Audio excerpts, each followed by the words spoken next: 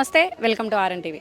అజన్ జాహీర్ మిల్ గురించి ప్రత్యేకంగా చెప్పాల్సినటువంటి పని లేదు. అందులో పనిచేసినటువంటి కార్మికులకి ఎన్నో ఏళ్ళుగా ఇళ్ల స్థలాలను ఇస్తానంటూ కూడా ప్రభుత్వాలు మారి వాళ్ళకి హామీలు ఇస్తున్నప్పటికి కూడా, కలెక్టర్ సైతం హామీ ఇచ్చినప్పటికి కూడా ఇప్పటికి కూడా వాళ్ళకి నెరవేరకపోవడంతో ఓసీటీలో ఉన్నటువంటి ఏదైతే వాటర్ ట్యాంక్ ఉంటుందో దాని మీద ఎక్కి ఆత్మహత్య ప్రయత్నం చేసుకోబోయారు. కిరోసిన్ పోసుకొని నిప్పంటించుకునే ప్రయత్నం కూడా చేశారు. ఇక్కడ ఉన్నటువంటి కార్మికులు కానివ్వండి, వాళ్ళ కుటుంబ సభ్యులు ఉన్నారు, వారితో మాట్లాడదాం.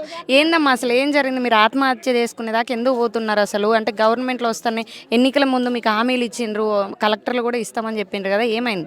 చెప్పిండ్రు మేడం, కానీ వాళ్ళు ఆడికి పోతే మమ్మల్ని చీకొడతాను. మా కనీసానికి మా భర్తలు చేసినా కానీ మేము వచ్చినా కానీ మమ్మల్ని లెక్క లేకుండా ఆడి వేయినా వీళ్ళతో అవసరం లేదు అని ఆయమిత్తాన్లు తప్పించుకుంటాను. మేమేం చేస్తాం మేడం? మేమేం చెయ్యలేం కదా. మేము ఇంత పోరాటం ఇప్పుడు 2 సంవత్సరాలు దాటింది. మేము చేసుకుంటే తిన్నట్టు, లేకపోతే మనం 318 మందికి మాకు ఇయ్యాలి మేడం. మాకు కావాల్సింది అది, మేము కొట్లాడేదే అది. అంటే మీ వాళ్ళు ఎవరు ఉన్నారమ్మా? మా ఆయన గురించి నేను వచ్చిన మేడం. మా ఆయన పరిస్థితి బాగలేదు, పక్షవాతం వచ్చింది, ఈ పెరాల్సి వచ్చింది, ఆయనకు బెడ్ ఫ్లాట్ అయింది. మేము ఆయన పరిస్థితి బాగలేదు, ఇగో నేను వచ్చిన మేడం. ఇప్పుడు ఏం కావాలనుకుంటున్నారు మీరు? ప్లాట్లు కావాలి మేడం, మా ప్లాట్లు మాకు కావాలి. మేము ఎవరి గురించి ఆశపడతలేం మేడం. మాకు ఆంజనేయ మిల్ తరపున మేము ఎవరెవరు 318 మందికి ఎట్టిచ్చినలో మాకు అట్లా ఇవ్వాలని మేము అడుగుతాను.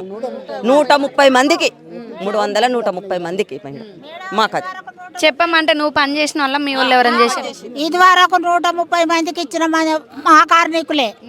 వాడు అయ్యవకు మనం పుట్టిన వాళ్ళమే, నువ్వు నేను అన్నదమ్ములమే. మరి నీకు ఇచ్చుడు కారణం ఏంటి, నాకు ఇవ్వకపోవడం కారణం ఏంటి? మాకెందుకు ఇవ్వవు 130 మందికి ఇచ్చినప్పుడు? మీరు అందరు ఒకటే కదా, అందులో చేసిన వాళ్ళే కదా.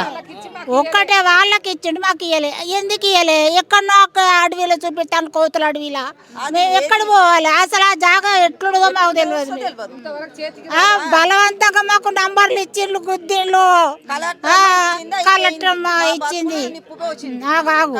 అట్లాంటి సమస్యలు మాకున్నాయి. చాలా కష్టంగా ఉన్నదమ్మా. మేము ఏం చెట్లు బతకాలి. మా భర్త 81 చచ్చిపోయిండు. ఆయన జానంలో నేను చేసిన ఒక బదిలిపాటి నెలకు 2 బదిలు 3 బదిలు దొరకకపోయేది. అట్లా బాధపడుకుంటా వనమాస పడకుండా చేసుకుంటే ఇక్కడికి వస్తే ఈ ముత్తంత జాగా ఉండేటండు కన్నా ఇల్లు కట్టుకుంటా ఉన్నా కూడా జాగా లేదు మేడం. అంత బాధ. ఇక్కడ ఉన్న స్థానిక మంత్రులు ఎమ్మెల్యేలను కలిసారమ్మా? అసలు వాళ్ళతో మాట్లాడినరా? ఏమైనా హామీ ఇవ్వలేదా? కొండ సూర్యక కొండ ముర్రల దగ్గర కూడా పోయినాం, ఈ అమ్మ దగ్గర కూడా మొన్న పోయినాం, కలెక్టర్ ఆఫీస్ పోయినాం. ఎన్నో దిక్కులో పోయి ఇక మేము సావులకే తీద్దామన్నాం అమ్మా. చావు ఒకటే పరిష్కారం కాదు కదమ్మా. ఇక అట్లయితే ఎవరన్నా ఒక 10 మంది వస్తే అందరికీ న్యాయం అవుతుంది. అది కానీ ఇక 20 సంవత్సరాలు ఇవ్వలేవు. ఇదే 20 సంవత్సరాల నుంచి అదే చెప్తున్నారు, అదే అవుతుంది, మీకు రావట్లా? అదే చెప్తారు. మా పానాలు తిన్నారు, మా బొక్కలు తిన్నారు బిడ్డ. ఏం చేయాలో చెప్పు. మా పానాలు తిన్నారు. తిరిగి సండే మీటింగ్, సండే ఓ 4 మారిండ్లు. కలెక్టర్ని కలిసే ప్రయత్నం చేయలేదా మీరు? పోయినాం, కలెక్టర్ కూడా పాస్ చేశాను. అమ్మ కూడా మీ జాగాలు మీకు ఇస్తానన్నది. కలెక్టర్ అక్కడ పాస్ అయింది. కలెక్టర్ అమ్మ కూడా మాకు మీ జాగాలు మీకు ఇప్పిస్తాం పోమని అన్నది. వాళ్ళని కూడా ఫెయిల్ చేసిండ్రు. అటువంటి సంగతులు జరిగినాయి. ఎందుకు మరి రాకపోవడానికి అసలు మీరు ముఖ్య కారణం ఏమనుకుంటున్నారు? ఏముంది దీని వెనకాల? అంటే కొంతమందికి ఇచ్చి కొంతమంది అంటే మాకు కేసీఆర్ ఉన్నప్పుడు మాకు సుప్రీంకోర్టు తీర్పు అయింది. ఆ కేటీఆర్ ఇక్కడ మీటింగ్ పెట్టిండు ఓసీటీలా, కండ్లెర్ర చేసి వీళ్ళకి ఇవ్వద్దు, వీళ్ళకి ఇక్కడ జాగా లేదని చెప్పి కలెక్టర్ ఆఫీస్ కట్టిండు కేటీఆర్. ఆ కట్టి మీకు జాగా లేదు సరిపోదని అనంత సాగర్కి వెళ్ళగొట్టిండు. అక్కడ కూడా మాకు ఇంతవరకు చేతికి రాలేదు జాగా. దాన్ని చూడలే, మా చేతికి రాలే. రిజిస్ట్రేషన్ చేసుకోండి అన్నారు. రిజిస్ట్రేషన్ కొంతమంది చేసుకున్నా కానీ వాళ్ళ చేతికి జాగా రాలే. మాకు అన్యాయం అంటే అన్యాయం జరిగింది, మాకు న్యాయం కావాలి. మరి మాకు ఇప్పుడు కొండ సురేఖమ్మ ఉన్నది, మాకు మినిస్టర్, వరంగల్ మినిస్టర్ కాబట్టి ఆమె మా ముందుబడి మాకు న్యాయం చేయాలి. ఇక్కడ చూడొచ్చు ఇప్పటికి కూడా ఇక్కడ కూర్చొని కొంతమంది మహిళలు కానివ్వండి, కార్మికులు కానివ్వండి, ఇక్కడ మనం చూసుకున్నట్టయితే ఇక్కడ నుంచి ట్యాంక్ మీద దింపినప్పుడు కూడా ఆత్మహత్య ప్రయత్నం చేసేటప్పటికి కూడా వాళ్ళని సద్దుమణిగించి దింపినా కూడా ఇక్కడ నుంచి దిగట్లేదు. అసలు ఏమైంది, అసలు ఎందుకు అంటే మీరు ఆత్మహత్య చేసుకునేదాకా ఎందుకు వెళ్తున్నారు? ట్యాంకులు ఎక్కి కిరోసిన్ పోసుకొని ఎందుకు అంత ప్రయత్నం?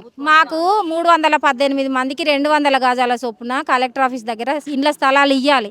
సుప్రీంకోర్టు ఇయ్యమని ఆదేశాలు ఇచ్చినప్పటికీ కూడా అప్పటి కలెక్టర్ ప్రావీణ్య కూడా చైర్మన్ అజిత్ రెడ్డి, చిక్కుడు ప్రభాకర్ కలెక్టర్ లాయర్ వీళ్ళందరూ కలిసి కోర్టుకు తప్పు నివేదికను ఇచ్చి ఇక్కడ స్థలం లేదని చెప్పి మాకు మడిపిల్లలు ఇచ్చిండ్రు.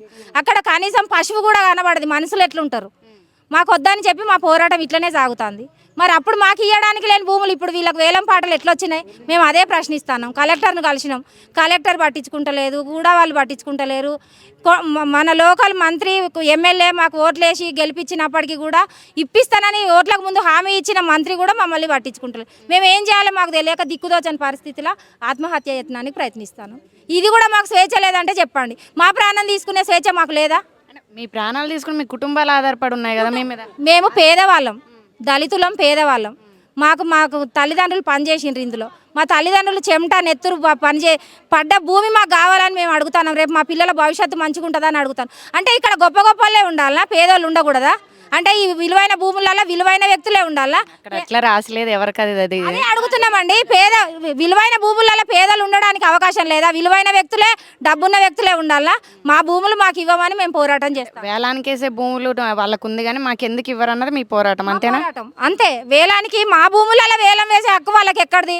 మాకు కోర్టు నుంచి తీర్పు వచ్చింది మా భూములు మాకు ఇవ్వాలని. మాకు ఇవ్వకుండా మమ్మల్ని పక్కకు జరిపి మా భూములను వాళ్ళు వేలం వేసుకొని కోట్ల రూపాయలు దండుకునే హక్కు వాళ్ళకి ఎవరిచ్చిండ్రు? మా తల్లిదండ్రులు పనిచేసిన భూమి మా హక్కును మేము కొట్లాడుతున్నాం.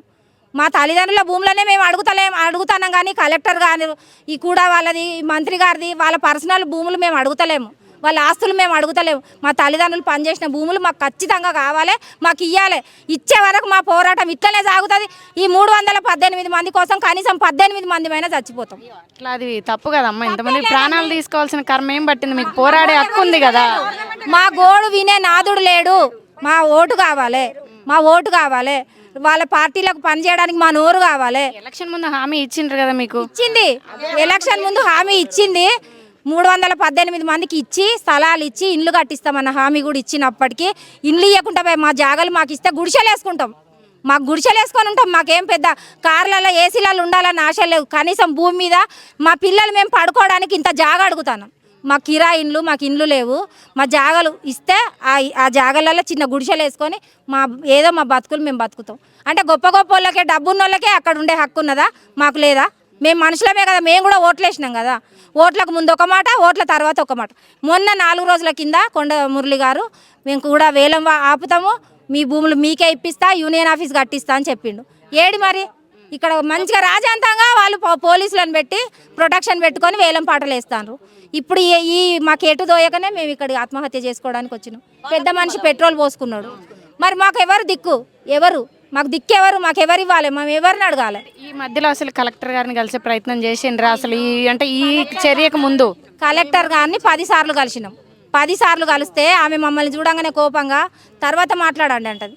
మేడం, మేము ప్రతి వారం వస్తాను, గ్రీవెన్సెల్స్కి వస్తాను, మీరు కలుస్తలేరు అని అంటే మొన్న నన్ను అంత మాట అంటావా? నువ్వు పక్కకు జరగాలి, నువ్వు జరిగితేనే నేను మాట్లాడతా, లేకుంటే మాట్లాడనని వీళ్ళందరిని అడగండి. నన్ను బయటికి పంపించేసింది. నేనేమన్నా వాళ్ళ ఇంటి పక్కకుండి గొడవ పెట్టుకున్నానా? మా హక్కును మేము అడగడానికి పోయినాం. గత కలెక్టర్ మమ్మల్ని మోసం చేసింది, కనీసం ఈ కలెక్టర్ అన్న న్యాయం చేస్తుంది కావచ్చు అని పోయినాం. దానికి ఆమె నువ్వు ఆ మాట అన్నావా? మమ్మల్ని మీరు కలుస్తలేరని అనడం తప్పు కాదు కదా. ఆమె కలవనప్పుడు మేము కలుస్తలేదని చెప్పి పక్కకున్న సార్ను కలిసి వస్తాను. కలుస్తలేరని చెప్తే నువ్వు అంత మాట అంటావా? నేను ఎటు పోతానా? చూపించాలి నువ్వు. మేము ఎప్పుడు పోయినా ఆమె కలవకపోతే కలుస్తలేరని చెప్పడం తప్పేం కాదు కదా.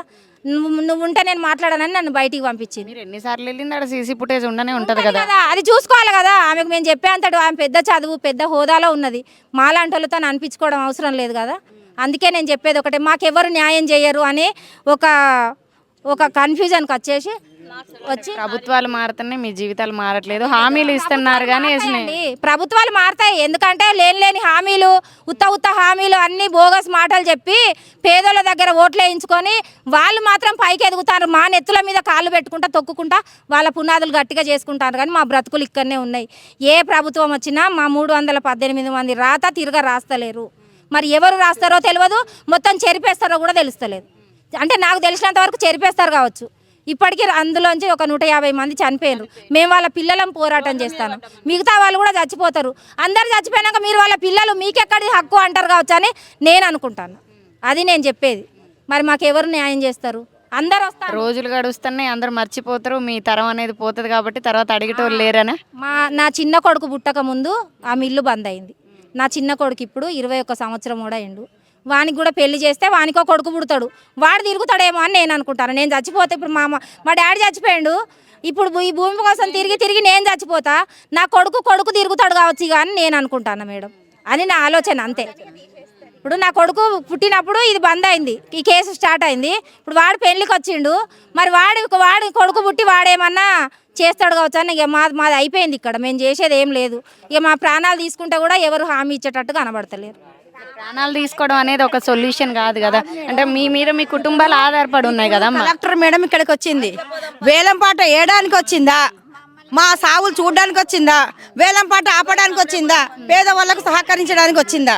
ఇప్పుడు కలెక్టర్ వచ్చింది, కలెక్టర్ మేడం ఏం చెప్తాంది? 318 మంది సాగు చూస్తుందా, వేలం పాట ఆపుతుందా? మరి మా భూములు మాకు ఇస్తుందా? అది మాకు కావాలి. అధికారం ఉంది, అధికారం రాగానే కాదు, పేదవాళ్ళకు సహాయం చేస్తా అనే అధికారం ఏది ఎక్కడ వస్తుంది? మాకు ఎక్కడ సహాయం చేస్తుంది? మాకు న్యాయం చేయాలి. కలెక్టర్ కొండమురళి సారు, కొండ సురేఖ మేడం కిందికి రాక కొండమురళి సార్ని కిందికి పంపించి హామీ ఇప్పించింది అంటే వాళ్ళ మాటకు విలువ లేదా? మరి మా ప్రయత్నానికి విలువ లేదా? కొండమురళి సార్ ఇచ్చిన మాటకి విలువ ఉన్నది కదా. వీళ్ళు వస్తే ఆయన చెప్పిన మాట ఆయన తీర్చాలి, లేదా మా మాటకు మేము చేస్తున్న పనులకు వాళ్ళకి విలువ లేదని చెప్పి, లేకుంటే మేము అందరు చచ్చిపోతాం. మరి ఆయన ఏం చేస్తాడో ముందుకు రావాలి. మేడం ఒక్కటే నేను చెప్పేది, మాకు ఒక కలెక్టర్ అన్యాయం చేసింది. కలెక్టర్ కానీ కూడా వాళ్ళు కానీ అన్యాయం చేసిండ్రు. మాకు మళ్ళీ కలెక్టర్ ద్వారా కూడా వాళ్ళ ద్వారానే మాకు న్యాయం జరగాలి. మేము ఎవరిని అడగము, ఎవరి ఇంటికి పోము, ఎవరి పెంటకు పోము. మాకు కలెక్టర్ కానీ కూడా వాళ్ళు కానీ మాకు న్యాయం చేయాలి. లేకపోతే మా ప్రాణాలకు మాకేమన్నా జరిగితే వాళ్ళదే బాధ్యత. రేపు మా కుటుంబాలు రోడ్డు మీద పడితే ఆమెదే బాధ్యత, కలెక్టర్ది కూడా వాళ్ళదే బాధ్యత. చూస్తున్నారు కదా ఇక్కడ పరిస్థితి అయితే ఇట్లుంది. ఇక్కడ మనం చూడవచ్చు. చెప్పండి అమ్మా, అంటే ఎందుకు ఇట్లా మీరు ఆత్మహత్యలు చేసుకుంటే ఇలా మీ కుటుంబాలు రోడ్డు పాలయ్యే అవకాశం, మీ పిల్లలు అన్యాయం అయిపోతారు, ఎందుకు ఈ ప్రయత్నం చేస్తున్నారు? కూడా చైర్మన్ని కలెక్టర్ని మళ్ళీ కలిసే ప్రయత్నం చేపారు ఒకసారి. ఈ అజంజాయ్ మిల్లు పోరాటం అనేది ఒకరోజు కాదు, 23 సంవత్సరాల పోరాటం ఇది. నేను మా నాన్నగారు ఈ మిల్లులో పనిచేసినప్పుడు అది మా అక్కడి నుంచి సర్ది మోసుకొని మిల్లుకి రావాలి. 6 గంటలకే ఫైల్ ఉంటుంది, 2 గంటలకే ఫైలు, రాత్రి ఫైల్ ఉంటుంది. ఇందులో పనిచేయడం అంటే మామూలు విషయం కాదు. మా నాన్నకు 6 ఆడపిల్లలం, నాన్నగారికి సర్ది మోసుకొని వస్తుంటే నేను బాయిలో పడ్డాం. ఒక కార్మికులు అనేది మా నాన్న ఒక్కడే కాదు, మా ఇంటి కుటుంబము మా నాన్నకు సహకరిస్తేనే మా నాన్న మిల్లులో పనిచేసేవాడు. ఇంట్లో ఎంతమంది ఉన్నారో పిల్లలు, ఒక కార్మికునికి అంతమంది భార్యతో సహా పిల్లలు సహకరిస్తేనే ఆ మిల్లు నడిచింది. అంత కార్మికుల రక్తంతో, కార్మికుల చెమటతో నడిచిన మిల్లును నిజాం ప్రభుత్వం, నిజాం రాజు మా కష్టార్జితం గమనించి ఆ భూమిని మాకు దానం, మాకు కార్మికులకు ఇచ్చిపోయిన భూమి అది. ఈ ప్రభుత్వంది కాదు, కాంగ్రెస్ ప్రభుత్వం కాదు, టీఆర్ఎస్ ప్రభుత్వంది కాదు, ఏ ప్రభుత్వంది, ఏ నాయకులది, కలెక్టర్ది కాదు, కూడా చైర్మన్ది కూడా కాదు. వాళ్ళ కష్టార్జితం, వాళ్ళ సొంత కష్టార్జితం, వాళ్ళ నాన్న వాళ్ళ అమ్మలు సంపాదించిన ఆస్తి మేము అడుగుతలేము. ఈరోజు ఈ భూమి కార్మికులది, కార్మికుల కష్టం చేసిన భూమి, కార్మికుల కష్టాన్ని గుర్తించి ఆ నిజాం ప్రభుత్వం మిల్లు వాళ్ళు కార్మికులకు ఇచ్చిపోయిన భూమి అది. ఈరోజు కొంచెం ఇంకిత జ్ఞానం ఉన్న ప్రభుత్వం కానీ అధికారులు కానీ ఆలోచించాలి, గమనించాలి. ఇది ఎవరి సొత్తు, ఎవరి భూమి, ఎవరి కష్టార్జితం. మరి మేము వాళ్ళ కష్టార్జితం అమ్మడానికి మేము హక్కుదారులమా? ఇదేమన్నా మాకేమన్నా న్యాయం అవుతుందని చెప్పేసి ప్రభుత్వము సహకరించాలి, గమనించాలి, గుర్తించాలి. మీకు వేరే దగ్గర ఇచ్చినారు ఫ్లాట్లు, ఆ నెంబర్స్ కూడా మీకు అలౌట్ చేసినాను అంటున్నారు కదా. పోయినసారి ఉన్న టీఆర్ఎస్ ప్రభుత్వము కలెక్టర్ ప్రావీణ్య మేడము మా కార్మికులను తప్పుదో పట్టించి సుప్రీంకోర్టుకు ఇక్కడ భూమి లేదు, ఇదంతా భూమి ఇక్కడ లేదని చెప్పి తప్పుడు సమాచారం ఇచ్చి మమ్మల్ని అందరినీ తప్పుదో తప్పించి మడిపల్లిలో ఇస్తామని చెప్పిండ్రు. కానీ అక్కడికి మేము ఎవరం పోలేదు, ఆ ప్లాట్లు మేము తీసుకోలేదు, అక్కడ ఎవరం లేము. మేము మా మీద తెలియకుండా తప్పుడు ప్రచారం చేస్తూ భూమి ఇచ్చినా కానీ వీళ్ళు అమ్ముకున్నారని చెప్పేసి తప్పుడు ప్రచారం చేస్తున్నారు కదా. ఆ ప్రచారాన్ని మీరు కనుక కరెక్ట్ చేస్తే మేము దేనికంటే అనుకుంటాం, ప్రభుత్వం మీద దేనికంటే అనుకుంటాం, మేము హామీ ఇస్తున్నాం. మేము చూస్తున్నారు కదా, వీళ్ళ ఆవేదన ఏంటంటే వాళ్ళ ఎక్కడి నుంచో వాళ్ళ తల్లిదండ్రుల నుంచి వాళ్ళ తాతల నుంచి వచ్చిన భూమిని వీళ్ళ దగ్గర నుంచి తీసుకొని వేరే దగ్గర నుంచి భూమి ఇస్తామని చెప్పి అలాట్ చేసినామని చెప్పి ఈరోజు అదే భూమిని వేలం వేస్తున్నారు. ఇది ఎక్కడ న్యాయం? మా భూమి మాకు ఇచ్చింది, వీళ్ళెవరికో వేలం వేయడానికి వీళ్ళకి ఏం రైట్ ఉంది? దీని మీద హక్కు మాది కదా. మా తాతలు మా తండ్రులకు ఇచ్చినటువంటి భూములు మాయ అయితే కానీ వీళ్ళు తీసుకొని వేరే దగ్గర భూమి ఇచ్చేసి దీన్ని వేలం వేయడం ఎంతవరకు కరెక్ట్? ఇక్కడ ధనికులే ఉండాలా, పేదవారు ఇక్కడ ఉండొద్దా? వీళ్ళ హక్కు మాది కావాలి. అది ఎంతోమంది చేసింది. సుప్రీంకోర్టు కూడా వీళ్ళకి తీర్పు ఇవ్వడం జరిగింది.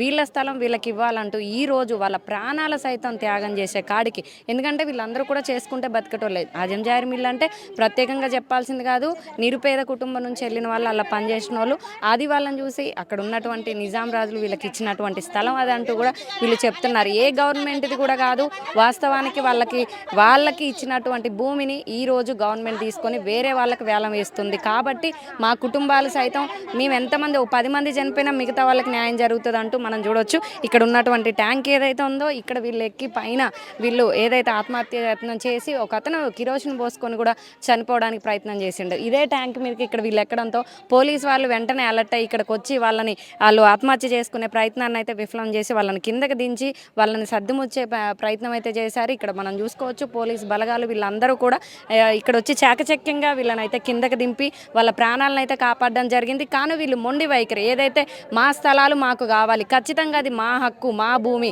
వేరే వాళ్ళకి ఎలా ఇస్తారు, ఎలా వేలం వేస్తారు? మాది ఎక్కడికో తీసుకెళ్లి ఊరు అవతల ఎవరికి తెలియని చోట, మనుషులు ఉండలేని చోట మాకు స్థలాలు ఇచ్చారు. ఇక్కడ సిటీ నడి బొడ్డులో ఉన్న మమ్మల్ని ఎక్కడో పడేయడం ఏంటి? అది ఇంతవరకు మాకు ఇచ్చింది కూడా దాఖలా లేదు అని చెప్పి మా పిల్లలకి అది కావాలి, మేము 10 మంది చనిపోయినా పర్లేదు అనే కాడికి ఇలా వాళ్ళ పరిస్థితి వచ్చింది. ప్రభుత్వాలు మారినప్పటికి కూడా హామీలు ఇస్తున్నారు కానీ అధికారంలోకి వచ్చిన తర్వాత మర్చిపోతున్నారు. కలెక్టర్లు సైతం దీన్ని వీళ్ళు పక్కతో పట్టిస్తున్నారు. మా తరాలు క్లోజ్ అయిపోతే ఇది మర్చిపోతారేమో అంటూ కూడా రోజులు గడుపుతున్నారంటూ వీళ్ళు ఆవేదన వ్యక్తం చేయడం అయితే జరుగుతుంది. చూడాలి ఏం జరుగుతుంది అనేది. మొత్తానికైతే వీళ్ళు ఆత్మహత్య చేసుకునే ప్రయత్నాన్ని అయితే పోలీసులు అయితే వెంటనే వాళ్ళని కిందకి దించి వాళ్ళందరినీ కూడా సర్దుమణిగించి ఇక్కడ దించడం అయితే జరిగింది.